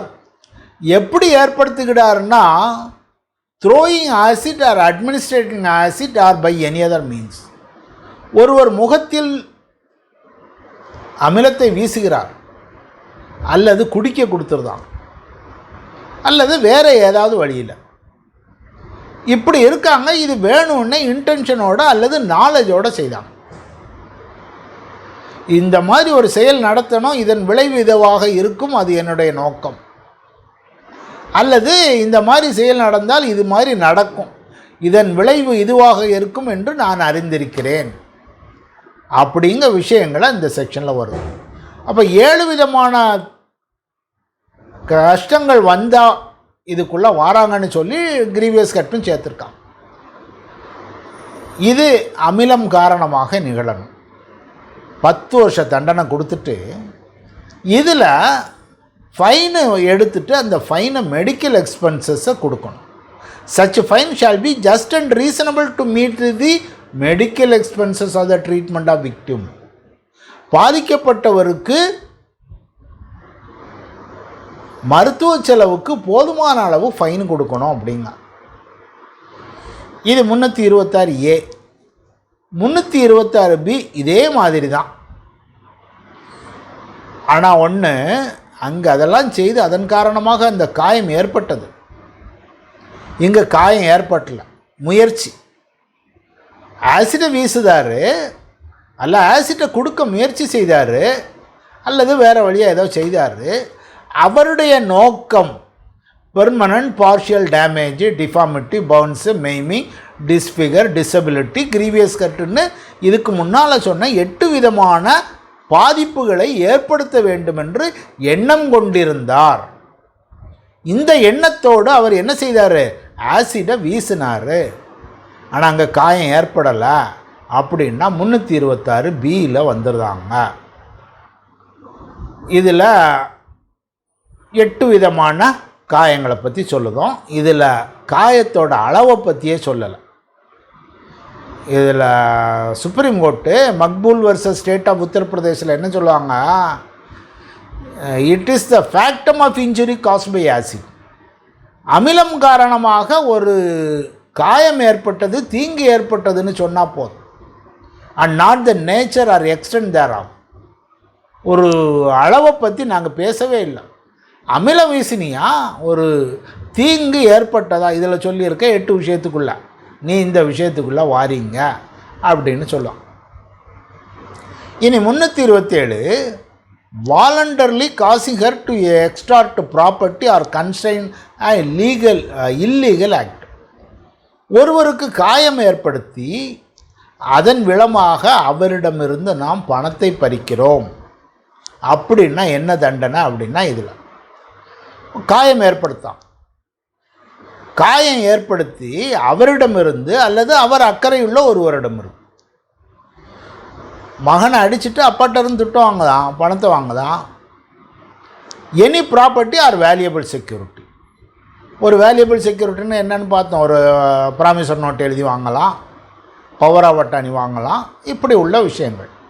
அல்லது ப்ராப்பர்ட்டியை வாங்கலாம், பொருளை ஒரு 5 லட்ச ரூபா கொடு, காயத்தை காட்டி மகனை கொன்னுருவன், இந்த பார் இவனை அடிச்சிருக்கேன், இவனுக்கு காயம் ஏற்படுத்தியிருக்கேன், நீ பணம் தரலைன்னா கொன்னுருவன்னு அந்த பயங்காட்டி வாங்குறதுக்காக ஒருத்தர் காயத்தை ஏற்படுத்துகிறார் அப்படின்னா அவர் இந்த செக்ஷனில் கொண்டு வரான். இது ஃபஸ்ட்டு பார்ட். ஒரு ப்ராப்பர்ட்டியை வாங்க அல்லது ஒரு செக்யூரிட்டியை வாங்குறதுக்குன்னு இங்கே வராங்க, காயத்தை ஏற்படுத்தார். அல்லது to do an illegal act or offence, வேற ஒரு குற்றம் செய்வதற்காக, constraining the sufferer or any person interested in such sufferer. அந்த ஆள் அல்லது அவர் அக்கறையுள்ள ஒரு ஆள் ஒரு சட்டவிரோதமான ஒரு காரியத்தை செய்வதற்கு நம்ம ஒரு காயத்தை ஏற்படும். மகனை ஒரு அடி அடிச்சுட்டு அவள் அப்பா கவர்மெண்ட் ஆஃபீஸில் வேலை பார்க்காரு, நாளைக்கு எனக்கு இந்த வேலையை செய்து கொடு, சட்டத்துக்கு புறம்பான இந்த செயலை எனக்காக செய் அப்படின்னு செய்ய வைக்காம, இது இந்த பிரிவுக்குள்ளே வரும். இந்த பிரிவில் 2 விதமான நோக்கங்களுக்காக ஒருத்தர் காயத்தை ஏற்படுத்துகிறார். ஒன்று அச்சுறுத்தி பணம் பறித்தல். இப்படின்னு வரும்போது அச்சுறுத்தி பணம் பறித்தல் இங்கேயும் வருது, இதே மாதிரி அங்கேயும் அச்சுறுத்தி பணம் பறித்தல் அப்படிங்கிறது வரும். கேஸுன்னு வரையில் காயம் ஏற்படுத்துவதுக்கு இந்த செக்ஷன், பணம் பறிக்கிறதுக்கு அந்த செக்ஷனு, இதையும் சேர்த்து கொடுக்க போகிறாங்க.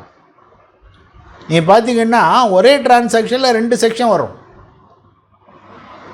அச்சுறுத்தி பணம் பறித்தல் அப்படிங்கிறது அங்கே பார்க்கும், அச்சுறுத்தி பணம் பறிக்கும் போது அங்கே காயம் ஏற்படுத்தினார் அங்கேயும் பார்க்கும், எங்கேயும் பார்க்கும். இப்படி உள்ள சூழ்நிலை வரும்போது சார்ஜ் ஷீட்டு போடும்போது இந்த செக்ஷனும் எழுதணும், அந்த செக்ஷனும் எழுதணும். சிஆர்பிசியில் சொல்லுறது, ஒரு செயலுக்கு பல டெஃபனிஷன் இருந்ததுன்னா எல்லா டெஃபனிஷனையும் எடுத்துக்கிட்டு சார்ஜ் ஷீட்டில் எல்லா செக்ஷனையும் எழுதணும். அப்போ தண்டனை கொடுக்கும்போது எப்படி கொடுப்பாங்க, தண்டனை கொடுக்கும்போது தண்டனை தனித்தனியாக ஒவ்வொரு செக்ஷனும் கொடுத்துட்டு எல்லா தண்டனையும் ஏக காலத்தில், ஒரே டிரான்சாக்ஷனாக இருந்தால் ஜென்ரல் ரூலு ஏக காலத்தில் அனுபவிக்க வேண்டும். இங்கே பணம் பறிக்கிறதுக்காக காயம் ஏற்படுத்தினாய் இது, அங்கே அச்சுறுத்தி பணம் பறித்தாய் அது, 2க்கும் சேர்த்து 2 ஒரே டிரான்சாக்ஷனாக இருந்ததுன்னா, ஒரே செயலுக்கு நம்ம 2 டெஃபனிஷன் வச்சுருந்தோம்னா அதை 2க்கும் தண்டனையை கொடுத்து ஏக காலம்னு கொடுக்க போகிறோம். இது இந்த மாதிரி ஒரு காயம் காரணமாக ஒருத்தனை அச்சுறுத்தி பணம் பறித்தல் அல்லது ஒரு சட்டத்துக்கு புறம்பான செயலை செய்ய வைத்தல். 328 causing hurt by means of poison with intent to commit an offense. ஒரு ஆளுக்கு ஒரு குற்றம் செய்ய விஷம் கொடுக்கும் அல்லது அவனுடைய மதிமயக்கக்கூடிய பொருட்களை கொடுக்கும். ஸ்டூபிஃபையிங் ஆர் இன்டாக்சிகேட்டிங் அப்படிங்க, மதியை மயக்கக்கூடிய போதைப் பொருட்கள் இருக்குது அல்லது மது போன்ற விஷயங்கள் இருக்குது. அன்ஹோல்சம் ஆரோக்கியமற்ற மருந்துகள் இருக்குது. இதை கொடுத்து intent to cause hurt to such person with intent to commit or to facilitate the commission of offence. அவனுக்கு ஒரு காயம் ஏற்படுத்த வேண்டும் அல்லது ஒரு குற்றத்தை செய்ய வேண்டும் அப்படின்னு. ஒரு ஆரோக்கியமற்ற ஒரு மருந்தை கொடுத்து ஒரு ஆளை காயம் ஏற்படுத்தலாம். காயம் என்னது? பலகீனப்படுத்துவோம்.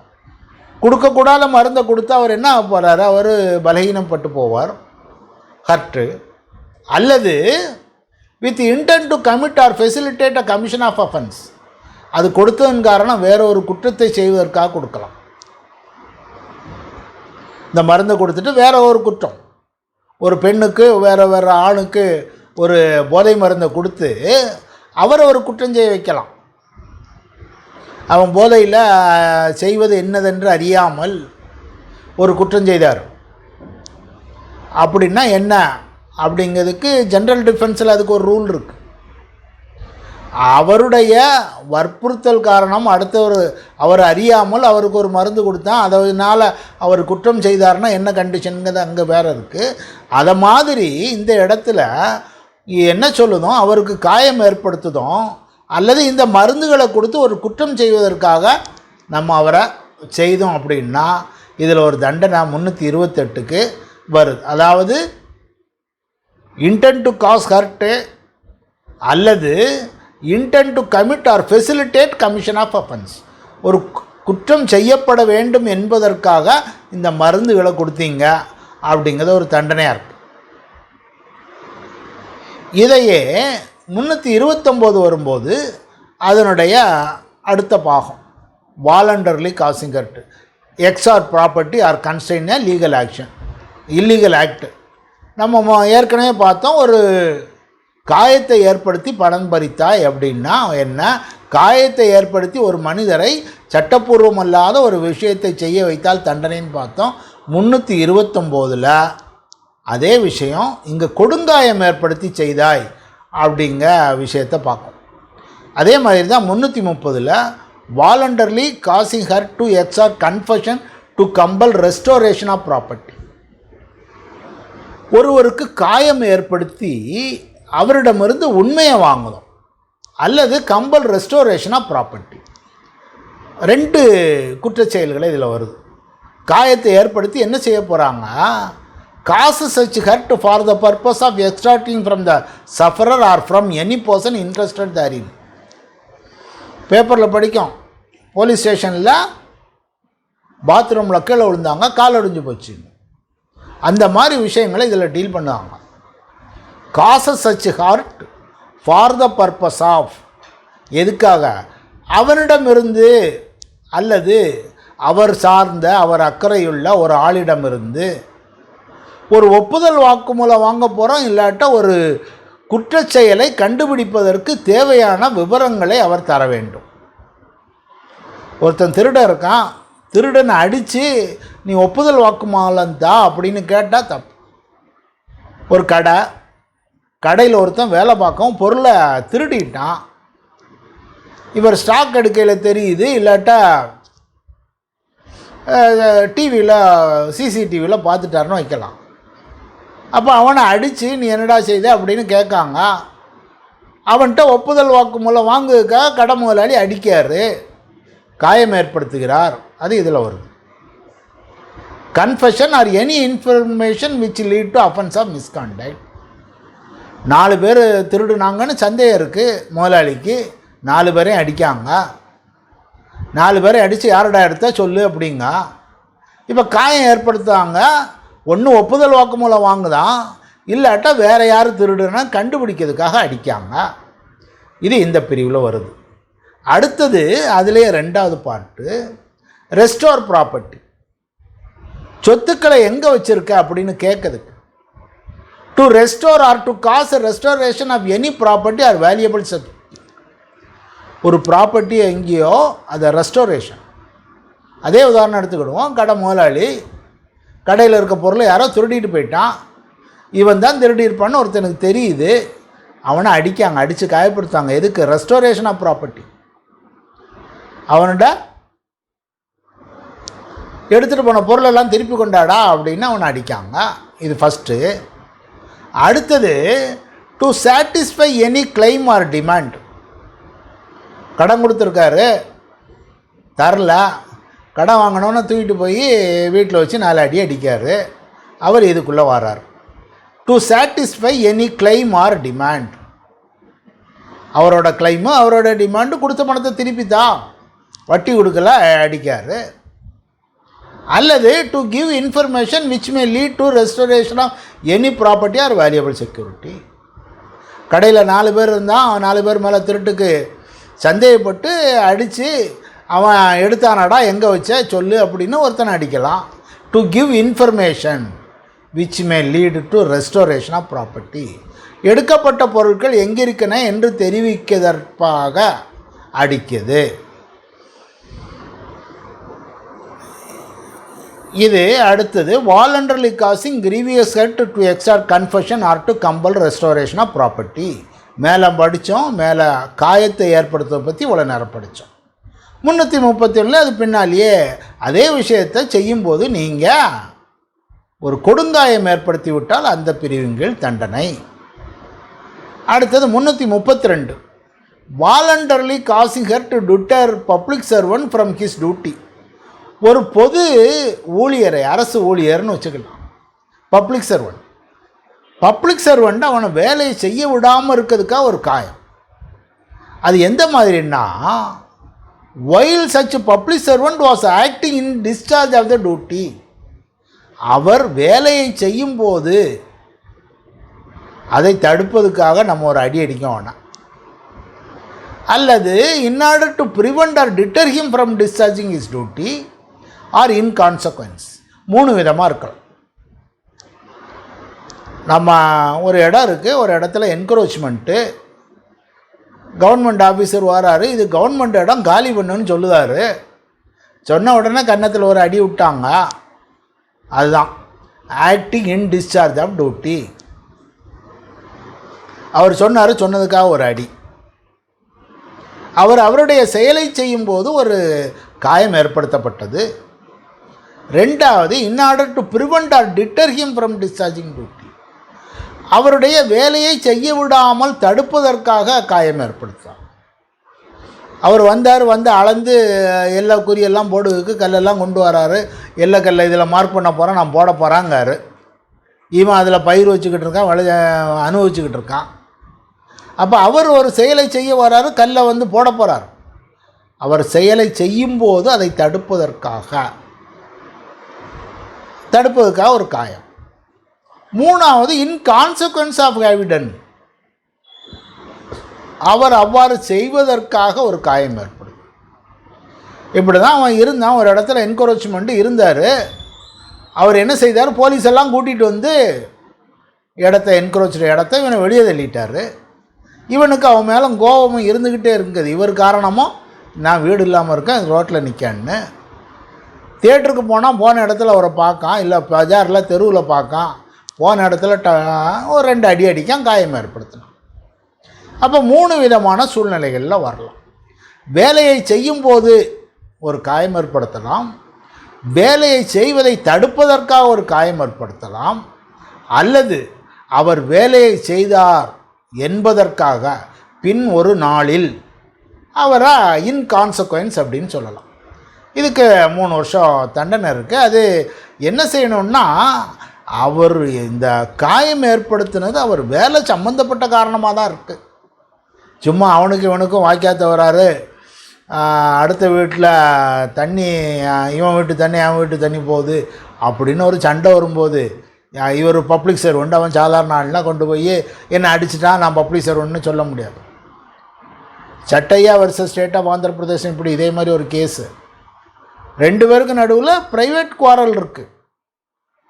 இவன் கொண்டு வந்து என்ன கேஸ் கொடுக்காங்க, ஐயா என்ன அடிச்சுட்டா நான் பப்ளிக் சர்வெண்ட்டுன்னு.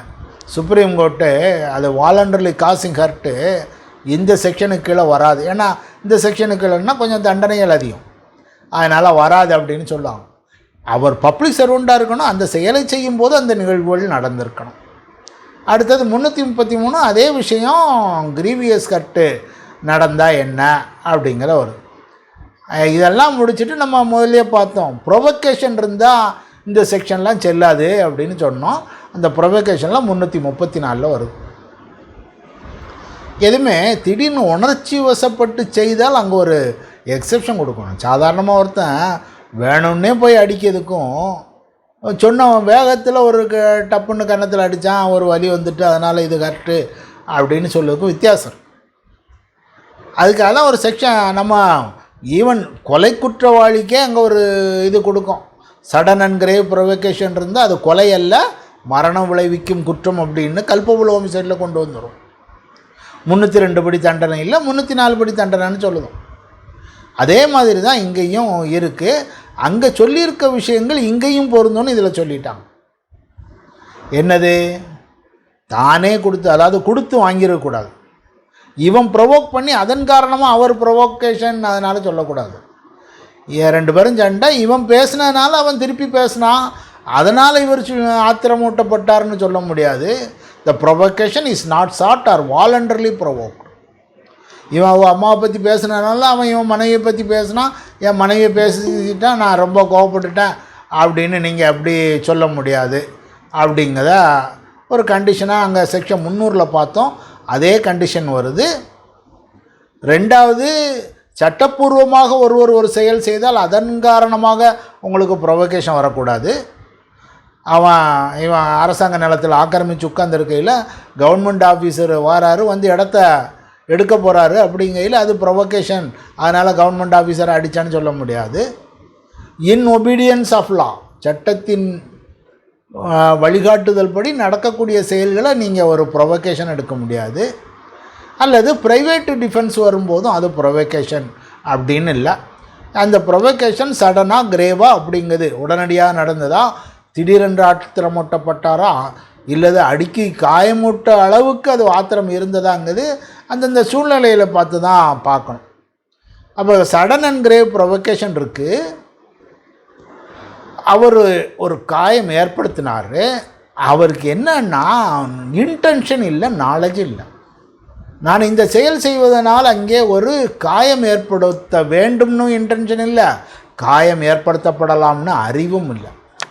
இப்படி ஒரு கண்டிஷன் இருக்கணும். அதுவும் போக காயம் யாருக்குன்னா, யார் ப்ரொவோக் பண்ணானோ அவனுக்கு தான் இருக்கணும். நம்ம அங்கே 300 பார்க்கையிலையும் பார்த்தோம், ப்ரொவோக் பண்ணவனுக்கு தான் இருக்கணும்.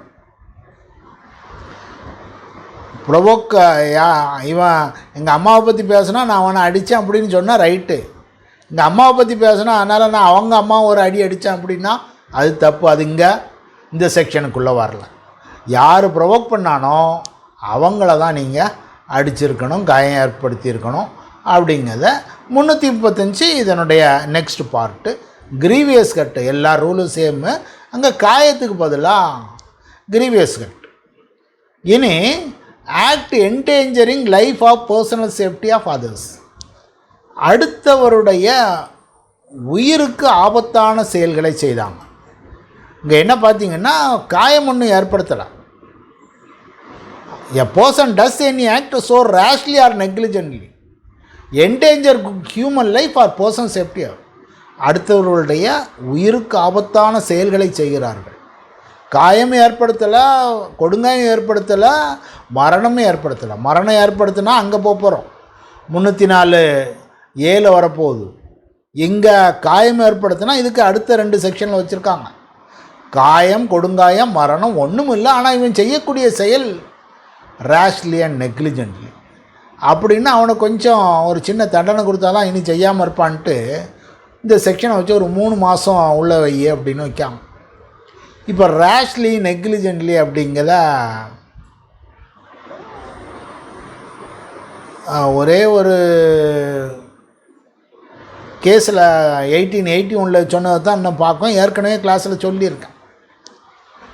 கிரிமினல் ரேஷ்னஸ்னால் தெரிஞ்சு கொண்டே செய்யுது, இது ஆபத்தானது என்று தெரியுது, அடுத்தவனுக்கு காயம் ஏற்படுத்த வேண்டும் என்று இல்லை, ஆனால் அங்கே நாலேஜ் இருக்குது. இப்படி போனால் காயம் ஏற்பட்டாலும் ஏற்படலாம் அப்படின்னு. Knowledge that will probably be caused, அநேகமாக நிகழலாம்.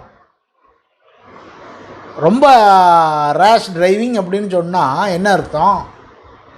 அவன் அப்படி போனான்னா அநேகமாக காயம் ஏற்படலாம் அப்படின்னு. அவனுக்கு ரேஷ் டிரைவிங் போகிறவனுக்கு யாரையும் கொல்லணும் நோக்கம் இல்லை, போகிறார் அப்படி. அப்படி போகும்போது அடுத்தவனுக்கு காயம் ஏற்படலாம், அது அவருக்கும் தெரியுது. ஆனால் என்ன இல்லை, இன்டென்ஷன் இல்லை.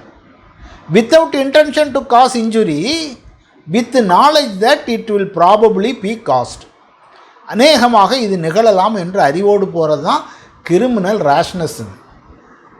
நெக்லிஜென்ஸ்னு சொல்லக்கூடியது reasonable proper care and precaution to guard against injury either to the public generally or an individual. அடுத்தவர்களுக்கு காயம் ஏற்படுத்தாமல் இருக்க அளவில் நம்ம ஒரு அக்கறை எடுத்துக்கிடணும். அதாவது அடுத்தவனுடைய உரிமையை பாதிக்கக்கூடாது. நம்ம ரோட்டில் கார் போகிற மாதிரி பக்கத்தில் அடுத்த கார் போகும், அடுத்த பைக்கு போகும். எல்லாருடைய உரிமையும் reasonable proper care and precaution வேணும். அதைத்தான் கிரிமினல் நெக்லிஜென்ஸ் அப்படின்னு சொல்லுவோம். இந்த ரெண்டு விஷயம் இல்லாமல் ஒரு மனுஷன் ரேஷ்லி ஆர் நெக்லிஜென்ட்லி அடுத்தவனுடைய உயிருக்கு ஆபத்தான வகையில் நடந்துக்கிட்டாங்க அப்படின்னா ஒரு 6 மாத தண்டனை அப்படின்னு இல்லை 3 மாதம் தண்டனைன்னு கொடுக்கும்.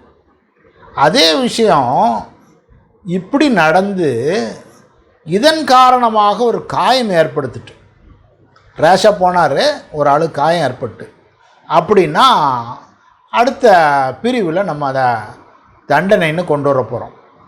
337 சொல்லுதோம், causing hurt by act endangering life or personal safety. தன்னுடைய செயல் காரணமாக அடுத்தவனுக்கு காயம் ஏற்படுத்தும். அங்கே ரேஷ்லி நெக்லிஜென்ட்லி அந்த ரேஷ் நெக்லிஜென்ட் ஆக்ஷன் வழியாக காயம் ஏற்படுத்தினால் 6 மாத சிறை தண்டனை அப்படிங்கிற 337 பார்க்கும். 338 அது கிரீவியஸ் கட்டுன்னு அடுத்து பார்க்க போகிறோம். அதே மாதிரி ரேஷ் நெக்லிஜென்ட் ஆக்ட் வழியாக ஒரு கொடுங்காயம் ஏற்படுத்தினால் அப்படிங்கிறத தண்டனை அப்படிங்கிறத பார்க்கும். இதில் சந்தேகம் இருந்தால் கேளுங்க. இனி wrongful restraint and wrongful confinement. Drunk and drive case may come under section 236ன்னு கேள்வி கேட்டிருக்காங்க. இதுதான் அவங்க சந்தேகம். 336 நான் என்ன சொன்னேன்? Act endangering life and personal safety of others. காயமும் ஏற்படுத்தலை, கொடுங்காயமும் ஏற்படுத்தலை, மரணமும் இல்லை அப்படின்னா இந்த செக்ஷனுக்குள்ளே வருவாங்க. ட்ரங்க் அண்ட் ட்ரைவ் போயிட்டு அதுக்கு மேலே வரும்போது காயம் ஏற்படுத்தினா ஒரு செக்ஷன் வச்சுருக்கோம், கிரீவியஸ் கெட்டுக்கு ஒரு செக்ஷன் வச்சுருக்கோம், மரணம் ஒரு செக்ஷன் வச்சுருக்கோம். இது இல்லாமல் குடித்து விட்டு ஓட்டுனாங்கன்னா மோட்டார் வெஹிக்கிள்ஸ் ஆக்ட் இருக்க அந்த சட்டப்படி தண்டனை வராங்க. 336 மட்டும் இல்லை, மோட்டார் வெஹிக்கிள்ஸ் ஆக்டில் என்ன தண்டனையோ அதுவும் கூட அவங்க அனுபவிக்கணும். இப்போ அடுத்து நம்ம பார்க்க போகிறது ராங்ஃபுல் ரெஸ்ட்ரெயின்னு wrongful confinement. Wrongful restraint wrongful கன்ஃபைன்மெண்ட்டுன்னா ஒரு கோடை கிழித்து இந்த கோடை தாண்டி போகாத அப்படின்னா ராங்ஃபுல் ரெஸ்ட்ரெயின் கட்டுப்படுத்தும். ராங்ஃபுல் கன்ஃபைன்மெண்ட்னா அடித்து எடுக்குது. இதுக்கு நான் சொல்லுத உதாரணம், சீதைக்கு லட்சுமணன் ஒரு கோடு போட்டார், கோடை தாண்டி போகக்கூடாது. இதுதான் ராங்ஃபுல் ரெஸ்ட்ரெயின். சீதாதேவியை கொண்டு போய் அங்கே சிறை வச்சாங்க, அது ராங்ஃபுல் கன்ஃபைன்மெண்ட். ஒரு இடத்துல அந்த ரோடில் கோடை போட்டுட்டு இந்த ரோட்டில் இதுக்கு மேலே யாரும் போகக்கூடாது அப்படின்னு சொன்னாங்கன்னா ராங்ஃபுல் ரெஸ்ட்ரெயின். நமக்கு போகிறதுக்கு உரிமை இருக்குது, நம்ம உரிமையை ஒருத்தர் பறிக்கார், அதுதான் ராங்ஃபுல் ரெஸ்ட்ரெயின்னு பார்க்கும். அதே சமயம் ஒரு ஃபங்க்ஷன் நடந்துக்கிட்டு இருக்கு, ஒருத்தன் குறுக்க கோயில் திருவிழா நடக்கு, ரோட்டில் ஒரு கூட்டமாக நிற்கி திருவிழா நடக்கு, நீங்கள் ரோடை குறுக்க கோடு போட்டுட்டு கட்டையை வச்சு கட்டிட்டு நீ இது வழியாக போகக்கூடாது அப்படின்னு அடிச்சிட்டாங்க. அந்த திருவிழாக்காரங்க வச்சுட்டாங்கன்னு வைக்கலாம், கோடை அடைச்சிட்டாங்க. இப்போ இவர் காரில் வராரு, கார் போகக்கூடாதுன்னு சொல்லும்போது நீ காரில் போகக்கூடாது இறங்கி நடந்து போ அப்படின்னு சொன்னால் தப்பு இல்லை, அது ராங்ஃபுல் ரெஸ்ட்ரெயின் இல்லை, அவருக்கு வேற ஒரு ஆல்டர்னேட்டிவ் இருக்குன்னா அந்த மாதிரி சூழ்நிலைகள் அதை ராங்ஃபுல் ரெஸ்ட்ரெயின் எடுத்துக்கிடுது இல்லை. மற்ற சூழ்நிலைகளில் ஒருவருக்கு போவதற்கு உரிமை இருக்கிறது, அதை வேறு ஒருவர் தடுக்கிறார். அதாவது 4 பக்கம் போகிறதுக்கு ஒரு ஆளுக்கு உரிமை இருக்குது. 4 ரோடு சந்திக்க இடத்துல நடுவில் நிற்காரு, எந்த பக்கம் வேணாலும் அவர் போகலாம். ஒரு பக்கத்தை மட்டும் அடைச்சிட்டாங்கன்னா ராங்ஃபுல் ரெஸ்ட்ரெயின். இவருக்கு வேணுமானா பின்னால் போகலாம், லெஃப்டில் போகலாம், ரைட்டில் போகலாம். அதே விஷயம் ஒரு இடத்துல உள்ளே வச்சு அடைச்சிட்டாங்க. ஒரு சீதாதேவி சொல்லுத மாதிரி அங்கே அசோகவனத்தில் அடைச்சிட்டாங்க, அவங்க அசோகவனத்தை விட்டு வெளியே வர முடியாது, அது ராங்ஃபுல் கன்ஃபைன்மெண்ட். ஒருத்தனை ரூம்குள்ளே போட்டுட்டு வெளியே வந்தால் சுட்டுடுவேன் அப்படின்னு வாசலில் 2 பேர் துப்பாக்கியாக இருக்கான். இது ராங்ஃபுல் ரெஸ்ட்ரெயின். ராங்ஃபுல் கன்ஃபைன்மெண்ட்டுக்கு நீங்கள் அவனை அடிக்கணும், பிடிக்கணும், கெட்டி வைக்கணும்னு இல்லை. வீட்டு வாசலில் 2 பேர் துப்பாக்கியோடு உட்காந்துருக்கான், வெளியே வந்தால் சுட்டுருவாங்க, இது என்னது? Wrongful confinement. இதைத்தான் நம்ம இந்த செக்ஷனில் பார்க்க போகிறோம். ரெண்டுக்கும் வித்தியாசம் இதுதான். ராங்ஃபுல் ரெஸ்ட்ரெயின்னா ஒருவருடைய உரிமை ஒரு வழியில் போவதற்கு தடுக்கப்படுகிறது, அவருக்கு வேறு வழி இருக்குது. கன்ஃபைன்மெண்ட்டுனா அவருக்கு ஒரு வட்டம் போட்டு வட்டத்துக்குள்ளே உட்கார வச்சுட்டாங்க, அல்லது சதுரம் போட்டு சதுரத்துக்குள்ளே உட்கார வச்சுட்டாங்க. இதைத்தான் நம்ம ராங்ஃபுல் ரெஸ்ட்ரெயின், ராங்ஃபுல் கன்ஃபைன்மெண்ட் அப்படின்னு சொல்ல போகிறோம். ராங்ஃபுல் ரெஸ்ட்ரெயின்னா வாலண்டரிலி அப்செக்ட்ஸ் எனி பர்சன், வேண்டுமென்றே ஒருவரை தடுக்கின்றார். அப்படி தடுத்து என்ன செய்தார்? he prevents that person from proceeding in any direction in which that person has a right to proceed. அவர் போவதற்கு உரிமையுள்ள ஒரு வழியாக போவதை அவர் தடுக்கிறார். இதுதான் from proceeding in any direction, ஏதோ ஒரு வழியில் போகிறதுக்கு அதை தடுக்கார். அதே சமயத்தில் இங்கே ஒரு எக்ஸெப்ஷன் கொடுத்துருக்காங்க. ஒரு வழியில் போகிறதுக்கு அவர் ஒரு நல்ல நம்பிக்கையில் என்னுடைய இடம் அப்படின்னு நினச்சிட்டு தடுத்தார்னா அதை ராங்ஃபுல் ரெஸ்ட்ரெயின்னு கொண்டு வரதில்லை. தன்னுடைய இடம். A person obstructs another in a private way over land or water, public இல்லை. உதாரணம், சில இடங்களில் வழிப்பாதை இருக்கும், காலங்காலமாக அதை பாதையாக உபயோகிச்சுட்டு இருப்பாங்க. இடம் சொந்தக்காரனுக்கு, இடத்துக்காரர் உபயோகிக்கும் உரிமை மட்டும் ஒரு ஆளுக்கு இருக்கலாம். அவர் ஒருத்தர் திடீர்னு ஒருத்தர் அதை இடம் வாங்கி வந்தவர், இது ஏன் இடம், இது வழியாக நடக்கக்கூடாது அப்படின்னு சொல்லலாம். Good faith believes himself to have a lawful right to obstruct, தடுப்பதற்கு தனக்கு சட்டப்பூர்வமான உரிமை இருக்கிறது என்று நினைத்து கொண்டு நல்ல நம்பிக்கையில் செய்கிறார். அப்படின்னு good faith believes himself to have lawful right, தனக்கு சட்டப்பூர்வமான அதிகாரம் இருக்கிறது என்று நினைத்து தடுத்தால் அது ராங்ஃபுல் ரெஸ்ட்ரெயின் இல்லை. சட்டப்பூர்வ அதிகாரம் இல்லை, ஆனால் இருக்குன்னு நினச்சிட்டு நல்ல நம்பிக்கையில் செய்தார் அப்படின்னு அவருக்குன்னு தண்டனை கொடுக்க வேண்டாம், சும்மா விட்டுருவோம் அப்படின்னு ஒரு எக்ஸெப்ஷன் கொடுக்காங்க. இதில் குட் ஃபெய்த் அப்படின்னா என்ன அப்படின்னு செக்ஷன் 52 டிஃபைன் பண்ணாங்க. Nothing is said to be done or believed in good faith which is done or believed without due care and attention.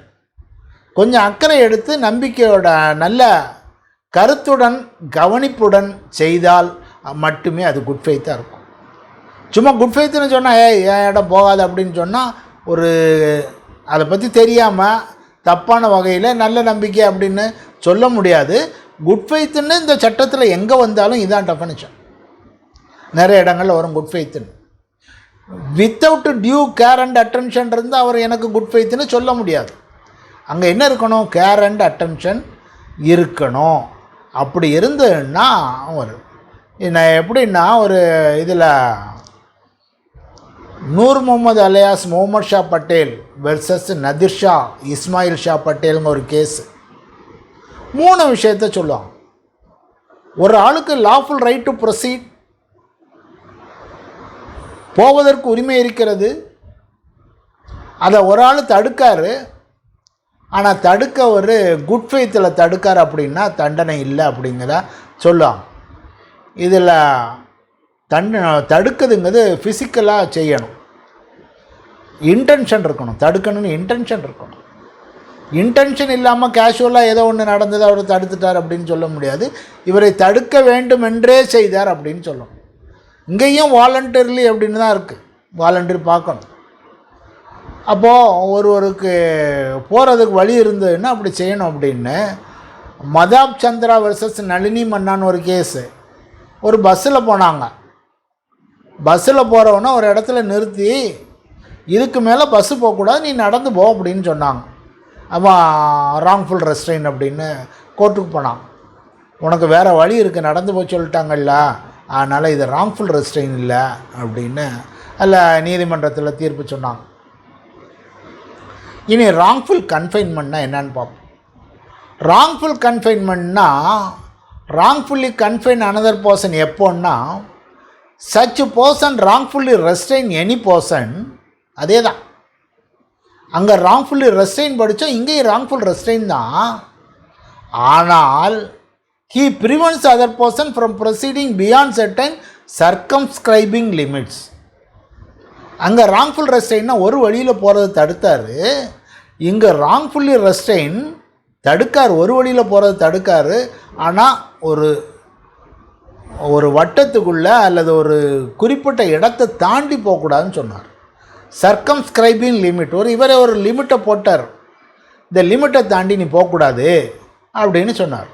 இப்போ ஒரு இடத்துல போட்டு கதவை போட்டு பூட்டுதாங்க, இல்லாட்ட ஒரு கட்டடத்துக்கு வாசல் நின்று நீ இறங்கி வரக்கூடாது அப்படின்னு காவலுக்கு நிற்காங்க. இதெல்லாம் ராங்ஃபுல் ரெஸ்ட்ரெயின் அப்படின்னு வரும். இதில் ஒரு பஞ்சாப் ஹரியானா கோர்ட்டு ஓம் பிரகாஷ் திலக் சந்த் வர்சஸ் ஸ்டேட்டில் என்ன சொல்லுவாங்கன்னா, இதில் தொட்டணும், தூக்கிட்டு போகணும், அடைச்சி வைக்கணும், அதெல்லாம் ஒன்றும் இல்லை. வார்த்தைகள் அல்லது செயல்கள் வழியாகவே செய்யலாம். வாசலில் 2 பேர் துப்பாக்கியோடு உட்காந்துருந்தான்னா வீட்டுக்குள்ளே இருந்தவன் வெளியே வருவானா?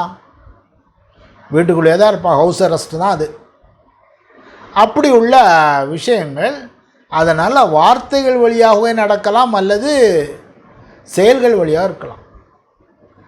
வீட்டு வாசல் நின்று வெளியே வந்தால் வெட்டி போட வேண்டாம் அப்படின்னு சொன்னால் வெளியே வரமாட்டான். அப்படி உள்ள விஷயங்களை ராங்ஃபுல் ரெஸ்ட்ரெயின், ராங்ஃபுல் கன்ஃபைன்மெண்ட் அப்படின்னு சொல்லுதோம். இதில் சந்தேகம் இருந்தால் கேளுங்க, ஏன்னா இதுதான் பேஸு. இதுக்கு பின்னால் பனிஷ்மெண்ட்டு தான் வரப்போகுது. இனி பனிஷ்மெண்ட் ஃபார் ராங்ஃபுல் ரெஸ்ட்ரெயின் வந்து செக்ஷன் 341. அதில் ரொம்ப குறை, ஒரே 1 மாதம்தான் தண்டனை அப்படின்னு சொல்லலாம். அதாவது ஒருவன் போகிறவனா வழியில் நிறுத்தி வச்சா தண்டனை. Sauri Prasad Patnaik versus state of ஒரிசான்னு ஒரு கேஸில் ஒரு கம்பெனியில் ஒரு கவர்மெண்ட் ஆஃபீஸர், அவருக்கு ஜீப்பெல்லாம் கொடுத்துருக்காங்க. அவருக்கும் அங்கே வேலை பார்க்கணுங்க ஜண்டா. வேலை பார்க்க என்ன செய்தால் நேராக முன்னால் போய் கார் முன்னால் உட்காந்துக்கிட்டான். நான் விடமாட்டோன்னா போகிற காரை தடுத்துட்டார். இதை ராங்ஃபுல் ரெஸ்ட்ரெயின் அப்படின்னு சொல்லுவாங்க. கோர்ட்டு என்ன சொன்னாங்கன்னா, இதில் ஒன்றும் இல்லையே, அவனுக்கு இன்டென்ஷன் இல்லை, அவனுடைய ப்ரொட்டஸ்ட்டை காட்டணுங்கன்னு சொன்னாங்க, உன்னை தடுக்கணுங்கிறதுக்காக செய்யலை, அதனால் பனிஷ்மெண்ட் ஃபார் ராங்ஃபுல் ரெஸ்ட்ரெயின் கொடுக்க முடியாது அப்படின்னு. இனி ராங்ஃபுல் கன்ஃபைன்மெண்ட்டுக்கு பனிஷ்மெண்ட்டு 1 வருஷம். இனி கன்ஃபைன்மெண்ட்டு 3 நாளைக்கு மேலே போனால் என்னங்கிற 343 சொல்லி அதுக்கு ஒரு தண்டனை. 3 நாளைக்கு மேலே நீ அடைச்சி வச்சா எவ்வளவு, 10 நாளைக்கு மேலே அடைச்சி வச்சா எவ்வளவுன்னு 344 சொல்லுவோம். இனி 345 confinement of a person whose liberation writ was issued. நீதிமன்றத்திலிருந்து அவனை வெளியிட வேண்டும் என்று ஒரு உத்தரவு வந்த பிறகும், அப்படி ஒரு உத்தரவு இருக்குது என்று தெரிந்த பின்னும் நீ அடைத்து வைத்தாய் அப்படின்னா சீக்ரெட் 346. அடைச்சி வச்சது யாருக்கும் தெரியக்கூடாது அப்படின்னு ஒரு இடத்துல அடைச்சி வச்சுருக்கான். இவன் ஒருத்தனை காணும், இவன் பிடிச்சி போய் அடைச்சி வச்சுட்டான், அவன் இருக்கானா செத்தானா அப்படின்னு இவங்க தெரியலை. அடைச்சி வச்சுருக்கான்னு தெரிஞ்சு இவ்வளோ பணம் தான்னு கேட்டாலும் பரவாயில்ல, இவன் confinement not known to any person interested in the person so confined or to public servant. ஒரு போலீஸ் அதிகாரிக்கோ இல்லாட்டா அந்த வீட்டுக்காரங்களுக்கோ தெரியாத வகையில் ஒளிச்சு மறைச்சி அவன் கன்ஃபைன் பண்ணி வச்சுருக்கான் அப்படின்னா என்ன தண்டனைங்கிற அந்த 346. 347 confinement to extort property R illegal act. இதெல்லாம் ஒரு செட்டாக வரும். நம்ம ஹர்ட்டு பார்க்கும்போது என்ன சொன்னோமோ அதே இது இப்போது ஒருத்தனை காயப்படுத்தி செய்த விஷயத்தை இப்போது அடைச்சி வச்சு செய்ய போகிறோம். ஒருவனிடமிருந்து அச்சுறுத்தி பணம் பறிப்பதற்காக ஒருத்தனை அடைத்து வைத்தல், அல்லது ஒருவனுடைய அச்சுறுத்தி அவனிடந்து பணம் பறிக்க அல்லது அவனுடைய வேல்யூபிள் செக்யூரிட்டியை வாங்க அடைத்து வைத்தார்கள். 1. 2வது அடைத்து வைத்தல் வழியாக ஏதாவது சட்டப்பூர்வம் அல்லாத ஒரு விஷயத்தை ஒருத்தர் செய்ய வைக்கும். மகனை அடைச்சி வச்சு அப்பாவை சட்டப்பூர்வம் இல்லாத வகையில் எனக்கு இதை செய்து கொடுன்னு கேட்குது. அதுக்கு தண்டனை 347.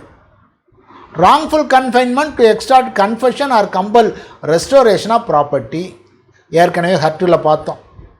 ஒருத்தனை அடித்து அவன்கிட்ட இருந்து உண்மையை வாங்குதோம், நீ தான் நான் தான் திருடினேன்னு சொல்ல வைக்கும், இல்லாட்டா பொருள் எங்கே இருக்குதுன்னு சொல்லுதோம், இல்லாட்டா அடுத்தவனை அடித்து இதை யார் திருடுன்னு சொல்லுன்னு கேட்கும். அப்படிங்கிறதா அங்கே பார்த்தோம். அதே விஷயம் அங்கே காயத்தை ஏற்படுத்தி செய்த காரியங்களை இங்கே என்ன செய்தாங்க, இவனை அடைச்சி வச்சு கேட்கான்.